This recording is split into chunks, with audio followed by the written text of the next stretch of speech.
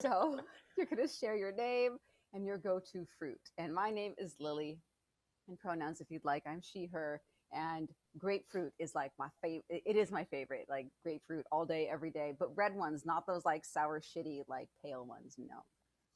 Then yellow, then Gina, and then Cat. My name is Daniello. I am co-hosting with Lily and Gina. And my favorite fruit is it's always kind of been a toss-up between a kiwi or a pineapple. I'm Gina, and it's a toss up between blueberries or blood oranges. Mm. We're going to try to go through a process for helping us to make our relationships easier by understanding what's running us within conflicts in a relationship. And this is not to say that relationships don't have conflict or you don't process in relationships. All the relationships do that. But at the point where it gets to be overwhelming or exhausting, that's not fun anymore. And a lot of people will spend a long time living that way. And I don't know why. I don't think anybody should. That sounds terrible. So this is one ways. I mean, even myself and I had a fairly easy first marriage comparatively. Still spent about at least a year in process, slowly unwinding that marriage, and I'd like to think it could have gone faster. So today's process is conflicts, content, conflict, context, content. I think you're missing a T somewhere here. I am. That says Conext, and I'm not sure what that is, but whatever it is, it goes in a cone. I'm sure of it. Relationships get to be easy, damn it. And also, I'm too quiet and I don't know why. So, Dee, do you want to start the next thing, the Rex review, while I try to figure out a better mic? Yeah, totally. Actually, why don't you stop the screen share and I'll do the screen share for this section? Yeah, there Yeah. you go. Good. Give us 1 second, guys.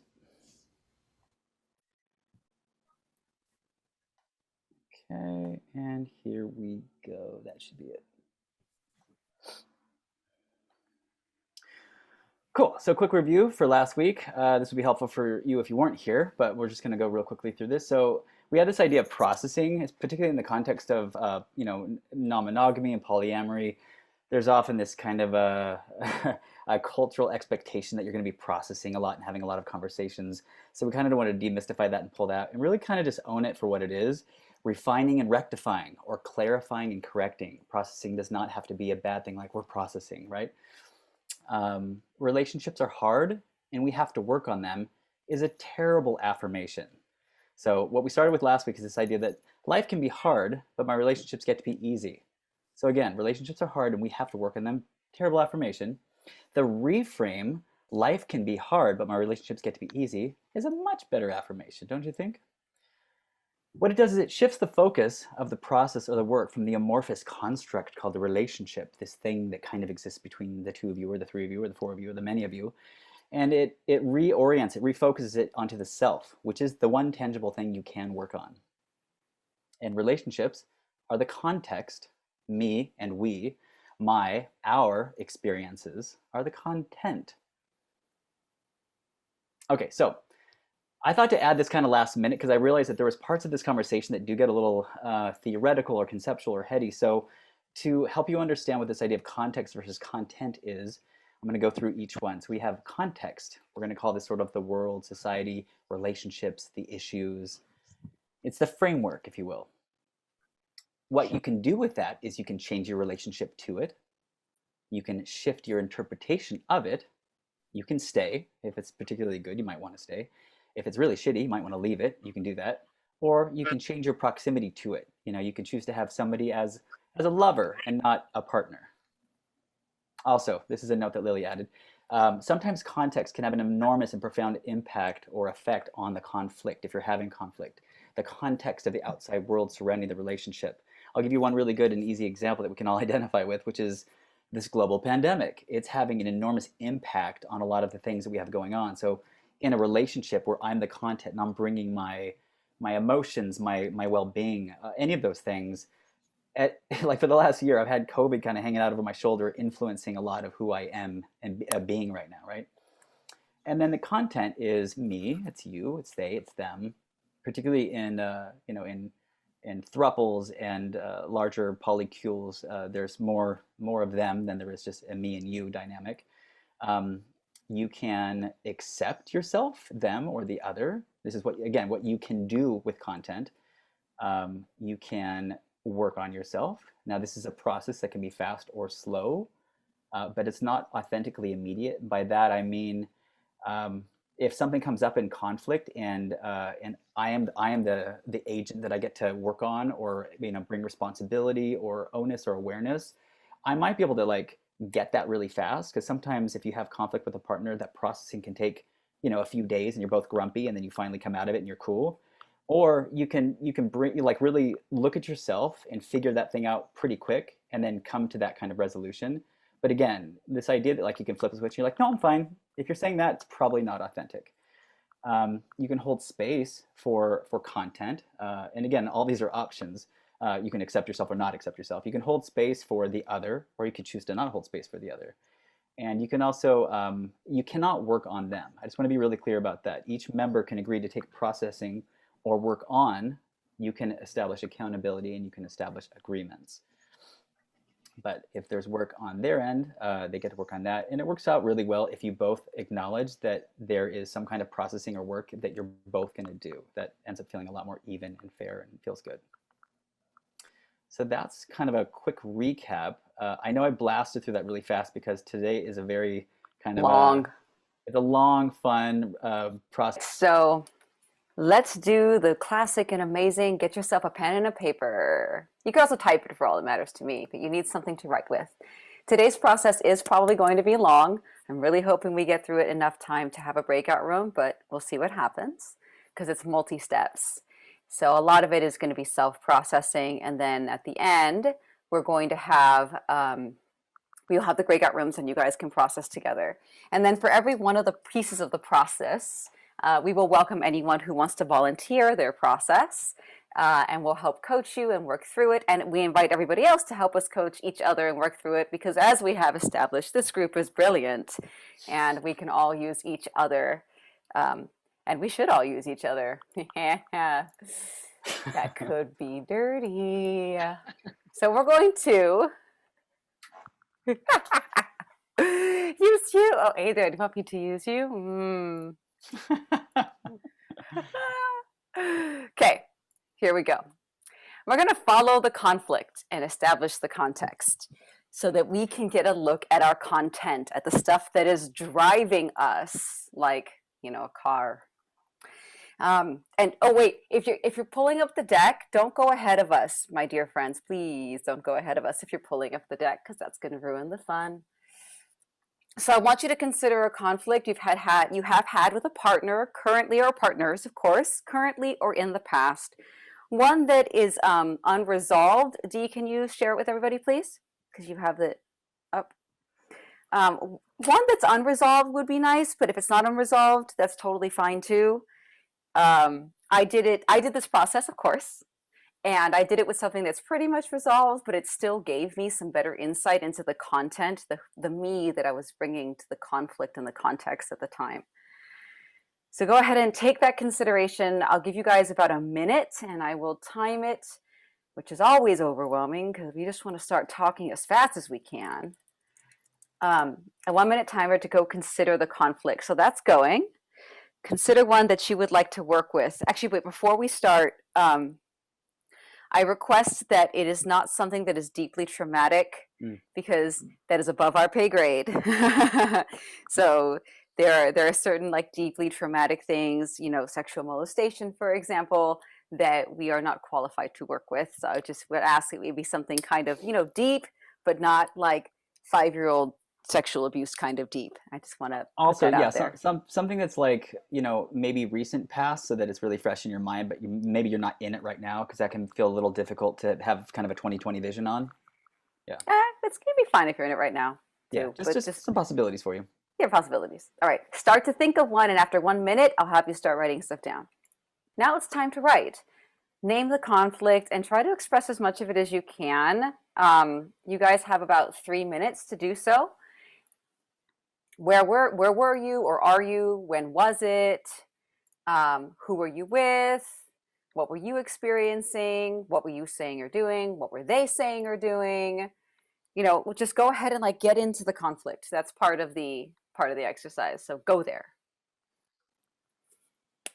And you'll have about 3 minutes. I'll play a little bit. Oh, there we go. So you have now everything that I wrote here is in the chat. So I'm going to stop the share so that this like big white thing comes off the screen. But I am going to share some sound and get us some mute. Or Dia, are you going to do music or am I? Yeah, I got it. Okay, thanks, babes. But I need to stop screen share. I'm stopping. It can be something that comes up a lot. If it comes up a lot, sure. It just doesn't want to be something deeply traumatic that is above our pay grade. So something that comes up a lot is probably your best choice. Come to think about it, Melisha, because if it comes up a lot, it means that there's something in there to dig at. So that's even better. So the example that I'm going to do to help guide you is when I was married, my ex-husband moved to Georgia to work on Marvel films. He was a previs artist for Marvel. I think it was Iron Man 2 or 3. And when he moved, he took his girlfriend with him and did not tell me that it was happening. I found out from somebody else the day that it happened. I found out from a mutual friend. So that was the one that I decided to dig into myself. So the conflict was, you know, everything that I described. I don't want to go too much into the conflicts because the more important part is the second part. So hopefully you have a conflict. Now, what we're going to do is I would like you to wait. I want you to put the pen down and you're going to have about 3 minutes to do this. And I want you to consider, like, why is this a conflict or point of pain for you? Because, I mean, yes, I think anyone would be conflicted about the fact that their ex-husband moved across country with somebody else and didn't tell you it was going to happen. So that would be a thing, right? But why specifically was that painful for me?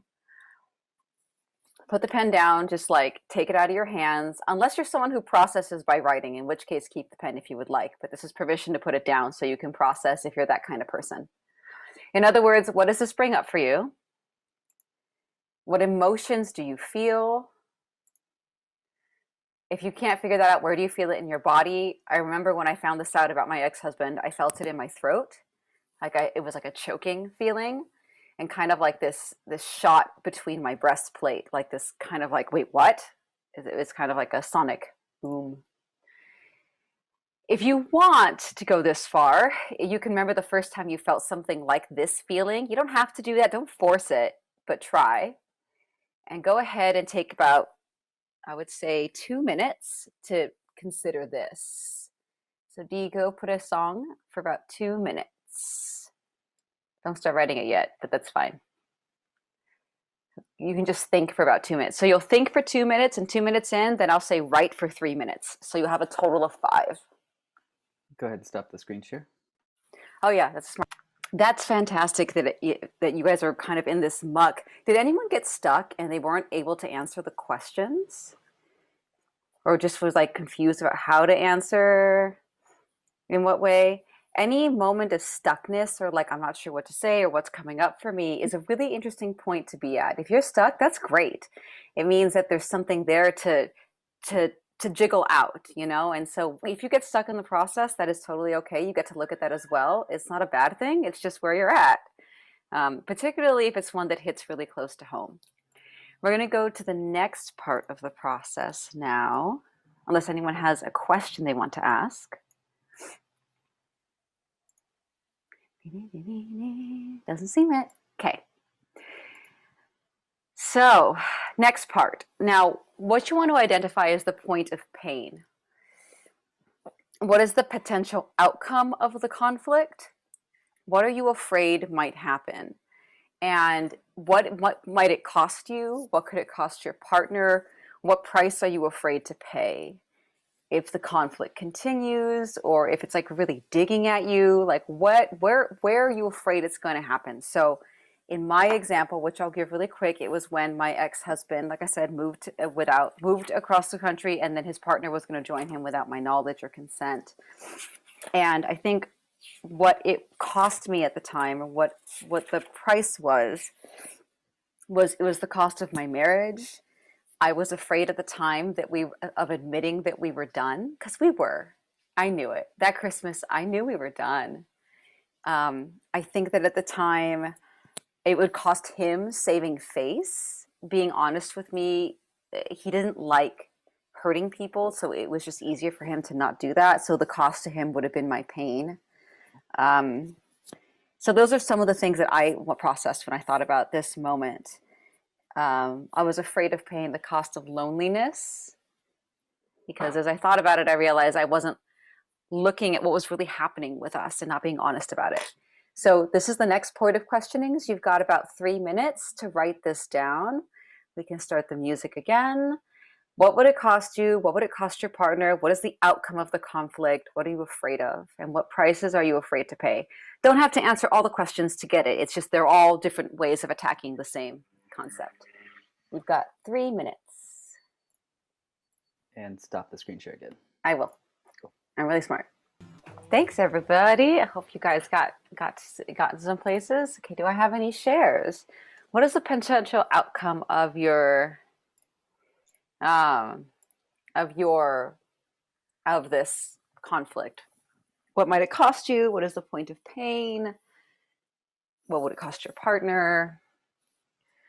What's going to happen? So the next step after you've like, what is the cost? What is the potential cost? Like what's going to happen if you can't resolve? What does it mean? What does it mean about you? What does it mean about the relationship? The next question is, what is the core fear driving that aspect of it? Stop screen sharing, please, my dear. I love you. And the other part of it is, so what is the core fear that's driving the conflict, the underlying issues? So for example, for me, the core fear was that if my ex-husband didn't tell me what was going on with him and his new girlfriend, that I don't matter. So it really stung. If my ex-husband didn't tell me what was going on, then I wasn't special enough to be told. If my ex-husband didn't tell me in a timely manner about the thing, then my core belief is that he is gutless and stupid. And it also meant that my belief in my relationship, the underlying belief is that it wasn't functioning or could not function. And it really stung at the time because I was like, the underlying belief as well, because here's the thing. Looking back on it, I realized, because I knew the relationship was decomposing. I totally knew. But what it meant if he did this, it meant that our relationship really was ending, and it meant that my standing in the community would fall because they wouldn't see me. And this is Daniello Shogi, ex-husband, who I shouldn't be saying his name. Too late. I haven't said his name until today. It's the first time I've said it. I've talked about him so many times. Anyway, he we were like the poly example in our group, and if our relationship dissolved, then it meant that I was no longer the community leader that I wanted to be. It meant that all the stuff that I had taught and believed all over the years was no longer true. It meant that um, I it meant that I couldn't it meant that I was a fool. It meant that I was holding on to this relationship because it was my identity. And it also meant that, it confirmed what I felt about him, which I didn't want to have confirmed. So these are all like, this was like the deepest underlying stuff that was running that conflict. Because the truth is, I knew we were over, and yet I was still pursuing, and I'm not sure why. And well, I know why now why. It's for all of those reasons. But the belief was that he wasn't able, that I was going to lose him. And if I lost him, I would lose my standing and I would no longer be as valid as I used to be. Okay, so Lily, on the last one in particular, put that one into like one word or one or two words. Oh, 5 or 6 words that my underlying belief was that I did not matter, and without him, I would not matter. Okay. I did not matter, and without him, I would not matter. And then the relationship community one, that one would maybe be like you were a fraud, something like that. Yeah, I was a fraud. Yeah. But even the community one. Yeah. I did not matter without him. The community would no longer see me as the way that I wanted to be seen. Yeah. All right, now you guys have got about 3 minutes of this. And stuff. You might need 4. That's fine.